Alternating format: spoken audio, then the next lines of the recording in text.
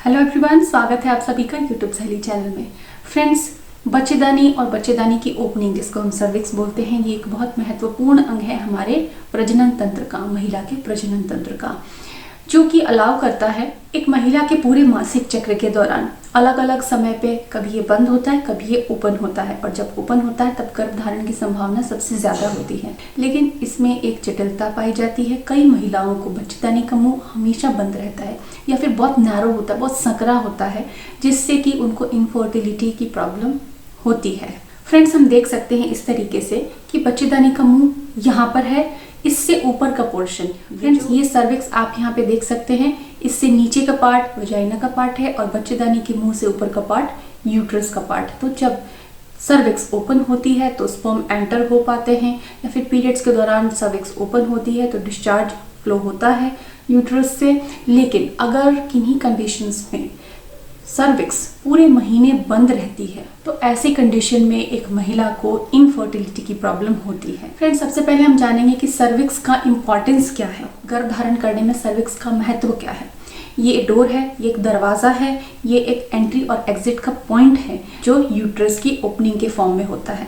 महीने के अलग अलग समय पे महिला को अलग अलग तरह का डिस्चार्ज होता है, जैसे कि ओव्यूलेशन के समय बिल्कुल पानी जैसा वाटरी डिस्चार्ज आता है, वो सर्विक्स रिलीज करती है। कई बार मासिक चक्र के दूसरे समय वाइट डिस्चार्ज होता है, पीरियड से पहले या प्रेगनेंसी सिम्टम्स में वाइट डिस्चार्ज होता है। तो सारे डिस्चार्ज सर्विक्स के पास जो सेल्स होती हैं वहां से रिलीज होता है। तो अगर सर्विक्स में या बच्चेदानी के मुंह में किसी तरह की समस्या है, किसी तरह का इन्फेक्शन है या किसी तरह की प्रॉब्लम है तो गर्भधारण करने में समस्या आती है। आज की वीडियो में हम बच्चेदानी के मुंह के पूरी तरह से बंद होने या नैरो संकरा होने के लक्षणों को जानेंगे, कारणों को जानेंगे और जानेंगे कुछ खास बहुत ही इफेक्टिव होम रेमेडीज के बारे में, जिनसे कि इस समस्या को ठीक किया जा सकता है। फ्रेंड्स, अगर आपकी बच्चेदानी का मुंह हमेशा बंद रहता है, यानी कि महीने के सभी दिनों में बंद रहता है, तो आपको पीरियड्स इरेगुलर हो सकते हैं।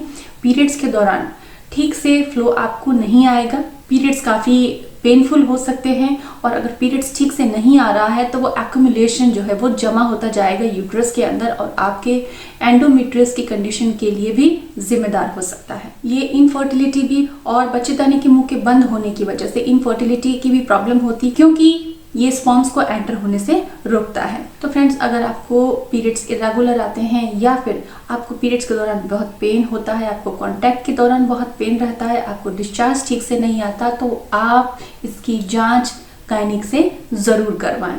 तो ये तो बात हो गई लक्षणों की। अब हम कारणों के बारे में जानते हैं कि ये अगर हुआ है हमें तो इसके रीजन क्या हो सकते हैं, पॉसिबिलिटीज क्या है कि ये क्यों हो जाता है, ताकि हम पहले तो बचें, और अगर हो गया है तो आगे मैं आपको रेमेडीज बताने वाली हूँ, उसे आप फॉलो कर सकते हैं। तो कारणों पे एक नजर डालते हैं। सबसे पहला कारण है डीएनसी।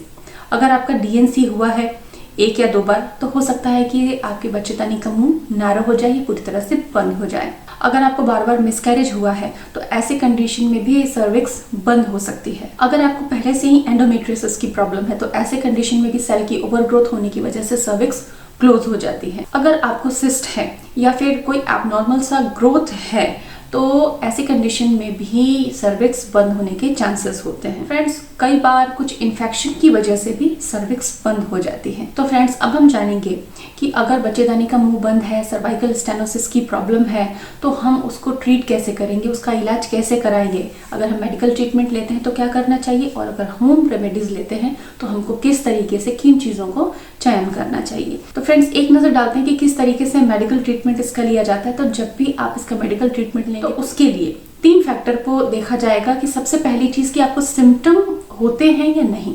अगर आपको सिम्टम नहीं है या है तो इलाज का तरीका उस पर डिपेंड करेगा।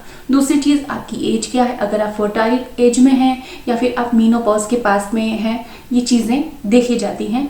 और तीसरी चीज़, आपके ऑलरेडी बच्चे हैं या फिर नहीं है। तो ये 3 चीज़ें डिटरमाइन करने के बाद में मेडिकेशन के थ्रू, क्योंकि इसकी कंडीशन में इन्फ्लामेशन होता है, सूजन होता है, पेन होता है, तो उसकी मेडिकेशन दी जाती है और डायलेशन, अलग अलग मोटाई की रॉड्स को यूज़ करके बच्चेदानी के मुंह को डायलेट किया जाता है। तो ये मेडिकल ट्रीटमेंट हो गया। अब हम जानते हैं होम रेमेडीज हमको क्या करनी है। तो हम अपने बॉडी की फ्लेक्सिबिलिटी या उसका मूवमेंट कैसे बढ़ा सकते हैं। फ्रेंड्स, आपको डेली वॉक करना बेहद ज़रूरी है, चाहे आप अपने टेरेस पे करें चाहे गार्डन में करें। आपको कम से कम डेली 2 से 3 किलोमीटर वॉक ज़रूर करना चाहिए, जिससे आपकी लोअर बॉडी की फ्लेक्सिबिलिटी बढ़े। ब्लड सर्कुलेशन बढ़े। पॉइंट नंबर 2 होम रेमेडीज में पॉइंट नंबर 2 है स्ट्रेस। कई बार महिलाएं बहुत लंबे समय तक स्ट्रेस में रहती हैं, इस वजह से भी उनको हार्मोन्स में फ्लक्चुएशन की वजह से ऐसी कंडीशन आती है। तो आपको स्ट्रेस को दूर करना है। स्ट्रेस को दूर करने के लिए भ्रामरी प्राणायाम जरूर करें। पॉइंट नंबर 3 आपको अजवाइन की धुनी लेनी है। अजवाइन धुनी प्रिपेयर करने का तरीका है कि आपको जो काउडंग का केक होता है, गोबर का कंडा होता है, उपला जिसको कहा जाता है, आपको उसका एक छोटा पीस गरम करना है, तपा लेना है। जब वो रेड हो जाए उसको एक प्लेट में लेना है, उस पर अजवाइन रखना है और उसको कमोड में फिक्स करना है और इंस्टेंटली 3 से 4 मिनट के लिए उस स्मोक को, अजवाइन जब तक जल रही है तब तक के उसकी स्मोक को लेना है आपके लोअर बॉडी पे। आपको एक टी डेली फॉलो करनी है और वो है Nuttall leaf tea. Nuttall leaf tea कैसे परचेज करनी है उसका लिंक नीचे डिस्क्रिप्शन में दिया होगा, वहां से जाके आप घर बैठे नटल लीफ की टी को परचेज कर सकते हैं, क्योंकि नटल लीफ टी बहुत ही अच्छा इफेक्ट देती है इन्फ्लेमेशन को दूर करने में, पेन को दूर करने में। टी की जगह ये मेडिसिन का काम करती है, तो आप नेटल लीफ टी इस कंडीशन में जरूर इस्तेमाल करें। एक्सरसाइज करना आपके लिए बहुत जरूरी है। फ्रेंड्स, एक्सरसाइज में आपको सारी स्ट्रेचिंग की एक्सरसाइज करती है जिसमें कि खिंचाव होता है।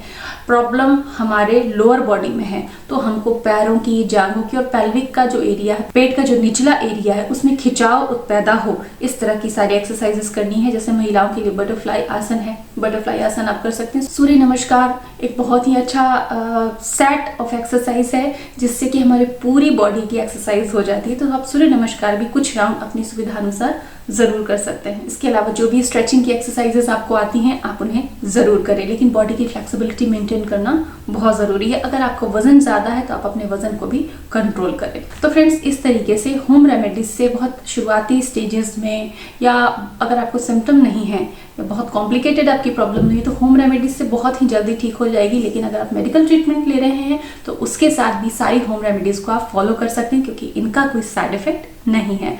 तो फ्रेंड्स, यूट्यूब सहेली चैनल के वीडियोस को देखकर बहुत सारी सहेलियां कंसीव कर रही हैं, उनकी इनफर्टिलिटी की प्रॉब्लम सॉल्व हो रही है।